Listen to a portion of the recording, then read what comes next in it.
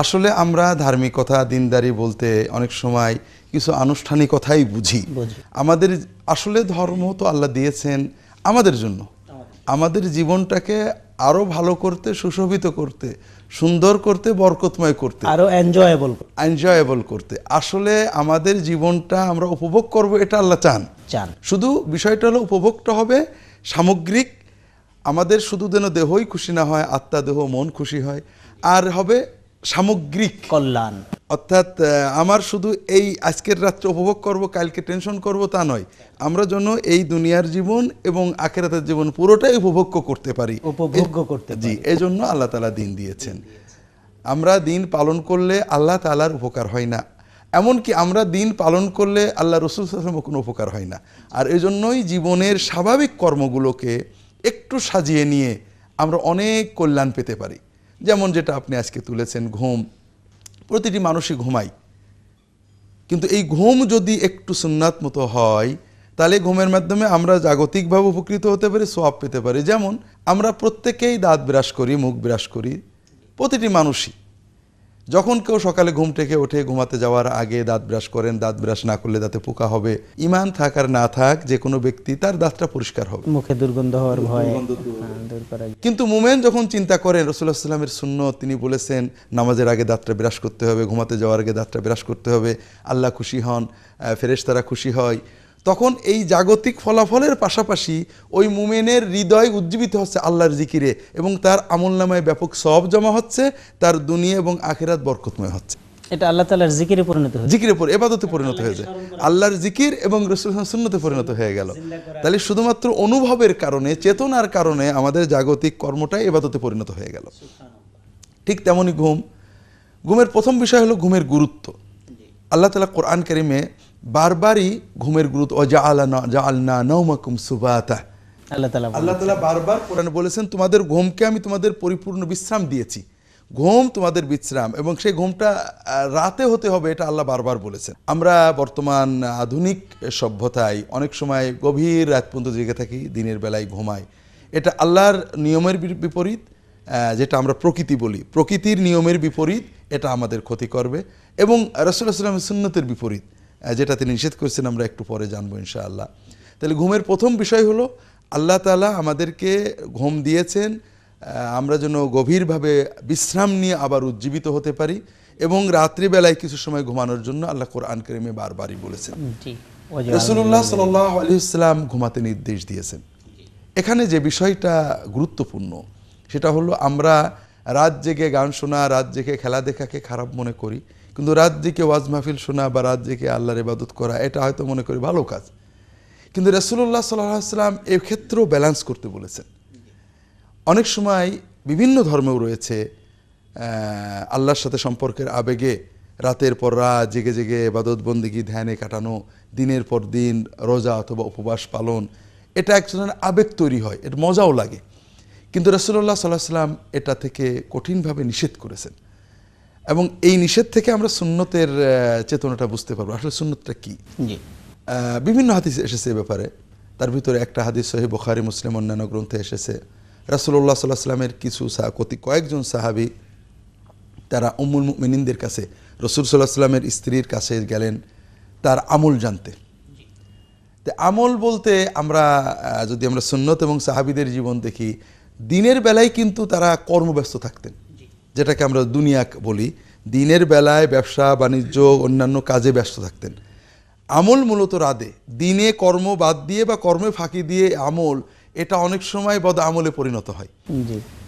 এই জন্য রাসূলুল্লাহ সাল্লাল্লাহু আলাইহি ওয়াসাল্লাম দিনের বেলায় তো তাদের সাথে বসতেন, কাজ করতেন, কিন্তু তার রাতের আমল কি, পারিবারিক আমল কি, এইটা জানার জন্য তারা রাসূলুল্লাহ সাল্লাল্লাহু আলাইহি ওয়াসাল্লামের স্ত্রীর কাছে গেলেন।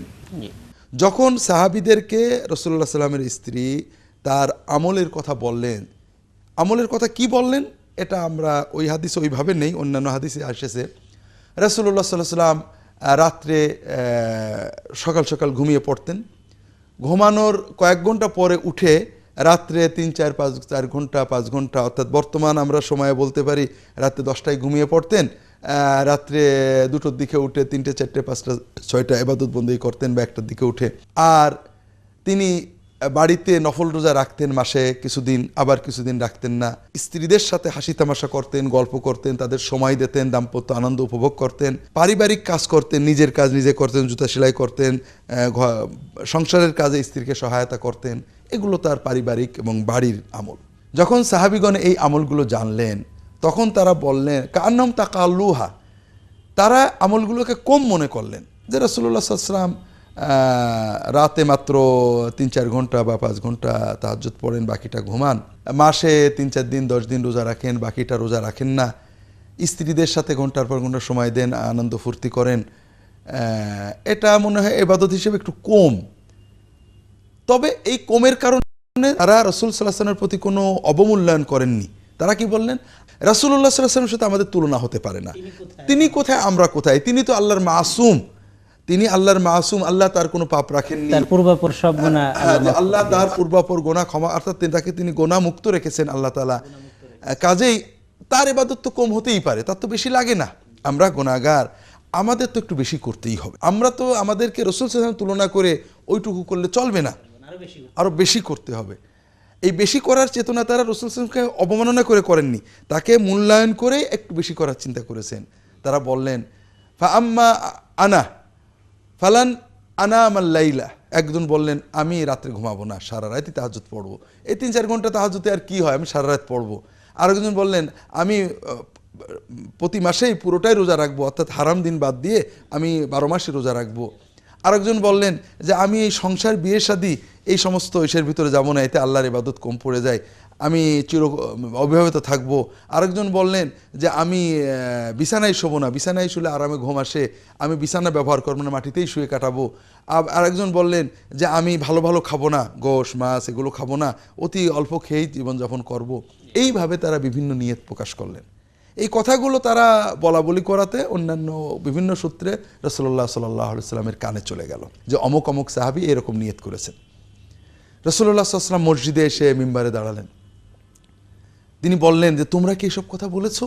বলে হ্যাঁ আমরা তো বলেছি হুজুর যে আমরা একটু বেশি করে আল্লাহর ইবাদত করতে চাই। তিনি বললেন শোনো, তোমরা জেনে রাখো তোমাদের ভিতরে আল্লাহর মারেফত, আল্লাহর জ্ঞান সবচেয়ে আমার বেশি এবং আল্লাহর তাকওয়াও সবচেয়ে আমার বেশি। আল্লাহকে ভয় করার, আল্লাহর ইবাদত করার যোগ্যতা এবং প্রেরণা আমার সবচেয়ে বেশি। সেই আমি কি করি, রাত্রে কয়েক ঘন্টা তাহাজ্জুদ পড়ি, কয়েক ঘন্টা ঘুমাই, মাসে কয়েকদিন নফল রোজা রাখি, কয়েকদিন রোজা ভেঙে দিই, স্ত্রীদের সঙ্গ দিই, তাদের সাথে দাম্পত্য আনন্দ করি, সংসার করি। এটাই হলো আমার রীতি, আমার সুন্নত।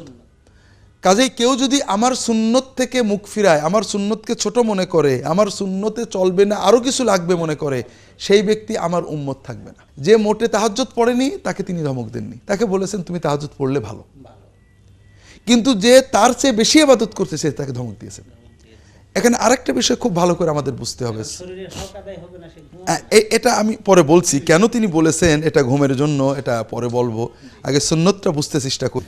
ঘুম বাদ দিয়ে ইবাদত করতে কঠিনভাবে নিষেধ করেছেন, আমরা বিষয়টা সংক্ষেপ হলো বলবো, তার আগে সুন্নতটা বোঝার চেষ্টা করি।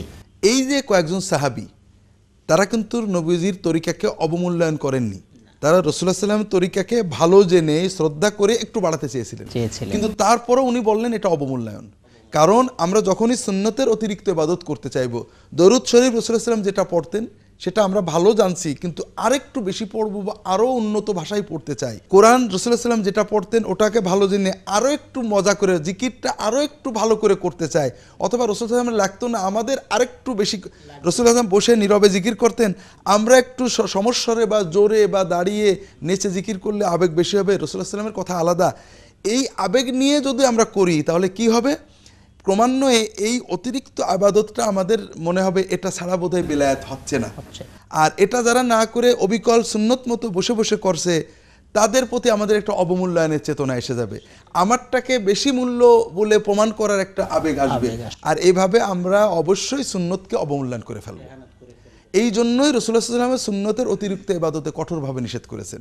স্যার সারা রাত ইবাদতে কাটানোর যে নিষেধাজ্ঞা আছে, হ্যাঁ এটাই, এই যে রাসূলুল্লাহ সাল্লাল্লাহু আলাইহি ওয়াসাল্লাম কি বললেন, অন্যান্য অনেক হাদিস আছে, সাহাবী অনেক যুবক সাহাবী আব্দুল্লাহ ইবনে ওমর, আব্দুল্লাহ ইবনে আমর ইবনে আস, তারা অনেক সময় এই আবেগে সারা রাত ইবাদত করতেন। রাসূলুল্লাহ সাল্লাল্লাহু আলাইহি ওয়াসাল্লাম বলেছেন, শোনো, সারা রাত ইবাদত করবে এটা হবে না, সারা মাস রোজা রাখবে হবে না, তোমার চোখের অধিকার আছে, অর্থাৎ ঘুমাতে হবে, তোমার দেহের অধিকার আছে, সুস্থ থাকতে হবে, তোমার পরিবারের স্ত্রী সন্তানদের অধিকার আছে, তাদেরকে সময় দিতে হবে, কাজেই এগুলোও ইবাদত, এটাও ইবাদত, সমন্বয় করতে হবে। এই জন্য রাত্রিতে ঘুমানো রাসূলুল্লাহ সাল্লাল্লাহু আলাইহি ওয়াসাল্লামের সুন্নত। কিছু অংশ, এক্ষেত্রে সুন্নত হলো সকাল সকাল ঘুমিয়ে পড়া। রাসূলুল্লাহ সাল্লাল্লাহু আলাইহি ওয়াসাল্লাম সাধারণত ঈশার পরে জাগতে চাইতেন না, শেষ রাতের জায়গা পছন্দ করতেন। আমরা বর্তমান আধুনিক সভ্যতায় বা অসভ্যতা যেটাই বলি না কেন, আমরা 12টা 1টা 2টো বেজে যায়, এতে সকালে উঠতে কষ্ট হয়। যদি কোনো আল্লাহর বান্দার জন্য সম্ভব হয় যে আমরা সকাল সকাল ঘুমিয়ে পড়ব, তাহলে সেটা খুবই ভালো হবে। এটা হলো ঘুমানোর সময়, টাইমিংয়ের সুন্নত। সকাল সকাল ঘুমানো, শেষ রাত্রে ওঠা, ফজরের আগেও কিছু সামান্য হলো ইবাদত করা, ফজর নামাজ জামাতে আদায় করা। এই জন্যই ফজরের পরে ঘুমানো এটা রাসূলুল্লাহ সাল্লাল্লাহু আলাইহি ওয়াসাল্লাম নিরুৎসাহিত করতেন। হাদিস শরীফে রাসূলুল্লাহ সাল্লাল্লাহু আলাইহি ওয়াসাল্লাম বলেছেন, আল্লাহুম্মা বারিক লি উম্মতি ফি বুকুরিহা। এই ফজরের পরের যে সময়, এই সময় আল্লাহ আমার উম্মত কর্ম করলে কর্মে বরকত দেবে। সুবহানাল্লাহ। আপনারা লক্ষ্য করবেন, যদি ফজরের পরে আপনি কর্ম করেন, কর্মে লেগে যান, যে বরকত আসবে, ফজরের পরে যদি ঘন্টাখানেক ঘুমান, ওই বরকতটা ওই 1 ঘন্টাতে আপনার পুরো দিনের বরকত নষ্ট হয়ে যায়। স্যার, আমরা জানতে চাই তাহলে ঘুমের সুন্নত তরিকা আছে নবীজি সাল্লাল্লাহু আলাইহি ওয়াসাল্লাম তাহলে কিভাবে ঘুমটা শুরু করতেন, কোন কোন আমল দিয়ে, এবং মাঝখানে ঘুম ভেঙে গেলে তিনি কি করতেন, এবং ঘুম থেকে জাগতেন কি পদ্ধতিতে, আমাদেরকে যদি এই সুন্নত। এটা আসলে সবচেয়ে গুরুত্বপূর্ণ বিষয়। আমরা আমাদের জীবনটাকে সুন্নত দিয়ে আলোকিত করতে চাই। ঘুমাতে যাওয়ার আগে রাসূলুল্লাহ সাল্লাল্লাহু আলাইহি ওয়াসাল্লামের একটা গুরুত্বপূর্ণ সুন্নত হলো অজু সহ ঘুমাতে যাওয়া। এটা রাসূলুল্লাহ সাল্লাল্লাহু আলাইহি ওয়াসাল্লাম প্রতিদিন করতেন তা নয়, কিন্তু এ ব্যাপারে উৎসাহ দিয়েছেন। তিনি বলেছেন, যদি কেউ অজু করে অজু সহ বিছানায় শুয়ে ঘুমিয়ে পড়ে, তাহলে আল্লাহ তাআলা 2 জন ফেরেশতা পাঠিয়ে দেন, যারা ওই ব্যক্তির সাথে ওই বিছানায় শুয়ে থাকে। সুবহানাল্লাহ। ওই ব্যক্তি সারা রাত ঘুমিয়ে নড়াচড়া করে, আর 2 ফেরেশতা তার জন্য দোয়া করে। সুবহানাল্লাহ। এবং আমরা জানি যে রাত্রে ঘুমানোর আগে একান্ত পুষ মাঘ মাস ছাড়া অন্য সময়ে যদি সুন্দর করে ব্রাশ করে, মেসওয়াক করে, এটা সুন্নত, অজু করে আমরা শুতে যাই, আমাদের ঘুমটাও ভালো হবে। দ্বিতীয়ত, অজুর পরে কিছু জিকির করে শোয়া। সেই জিকিরটা ন্যূনতম রাসূলুল্লাহ সাল্লাল্লাহু আলাইহি ওয়াসাল্লাম হযরত ফাতেমা রাদিয়াল্লাহু তাআলা আনহাকে যেটা শিখিয়েছিলেন, লম্বা বলার সময় নেই, 33 বার সুবহানাল্লাহ, 33 বার আলহামদুলিল্লাহ, 34 বার আল্লাহু আকবার, বিছানায় শোয়া অবস্থায় এগুলো বলে এরপর ঘুমিয়ে যাওয়া। এটা রাসূলুল্লাহ সাল্লাল্লাহু আলাইহি ওয়াসাল্লাম অত্যন্ত গুরুত্বপূর্ণ মাসনুন নির্দেশ। তিনি বলেছেন, কেউ যদি নিয়মিত স্বামী স্ত্রী এই অভ্যাস করতে পারে, তাহলে তাদের পরিবারে আল্লাহ বরকত দেবেন এবং তাদের সংসার জীবনটাকে সহজ করবেন। এছাড়া সূরা ফালাক, ইখলাস, নাস, এছাড়া সূরা ইখলাস, সূরা ফালাক, সূরা নাস 3 বার করে পড়া, সম্ভব হলে হাতে ফু দিয়ে গায়ে হাত বুলানো, আয়াতুল কুরসি পড়া। এছাড়া কিছু দোয়া রাসূলুল্লাহ সাল্লাল্লাহু আলাইহি ওয়াসাল্লাম শিখিয়েছেন। একটা দোয়া, আল্লাহুম্মা রাব্বাস সামাওয়াতি ওয়াল সাব'i ওয়া রাব্বাল আরদি ওয়া রাব্বাল আরশিল আযীম। আল্লাহ, আমি আপনার কাছে আশ্রয় চাচ্ছি, আপনার নিয়ন্ত্রণে যা আছে এইরকম কিছু যেন আমার ক্ষতি করতে না পারে।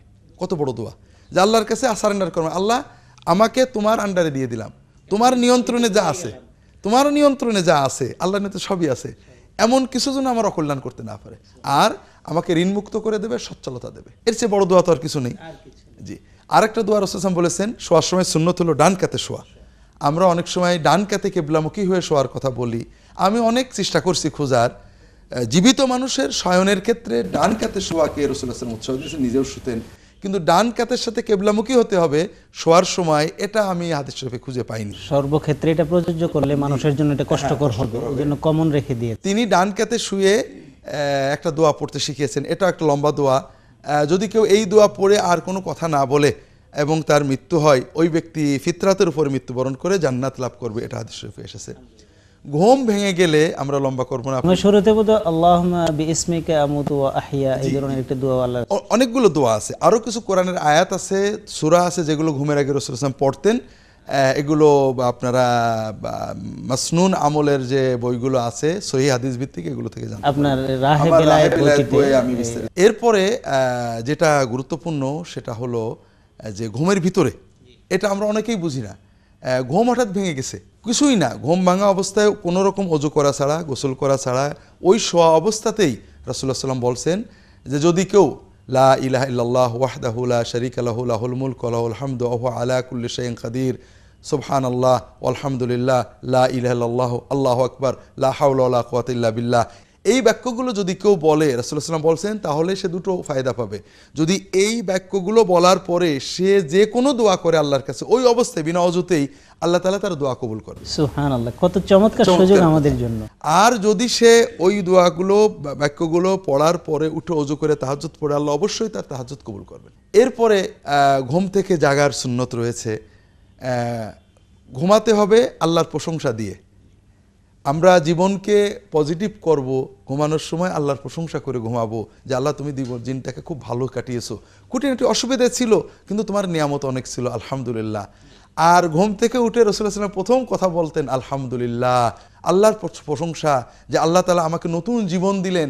ঘুমের ভিতরে তো আমি তো মৃত্যুবরণ করেছিলাম, আল্লাহ তাআলা আমাকে নতুন জীবন দান করলেন, এবং আমাদের এক পর্যায়ে এই জীবন নিয়ে আল্লাহর কাছে চলে যেতে হবে। এই যে অনুভূতি, ঘুম আমরা ঘুমাই স্বাভাবিক, ঘুম থেকে ভাঙি স্বাভাবিক, কিন্তু এটাও যে আল্লাহর বড় একটা নিয়ামত, তাহলে আমাদের বুঝতে হবে আল্লাহর প্রতিটি নিয়ামত হৃদয় দিয়ে অনুভব করতে হবে। এবং ফজরের সুন্নত ঘরে পড়া, ফজরের সুন্নত আদায় করে মসজিদে হেঁটে যাওয়া, হাঁটার সময় কিছু দোয়াও রাসূলুল্লাহ সাল্লাল্লাহু আলাইহি ওয়াসাল্লাম শিখিয়েছেন, এগুলো সবই ঘুমের সাথে জড়িত।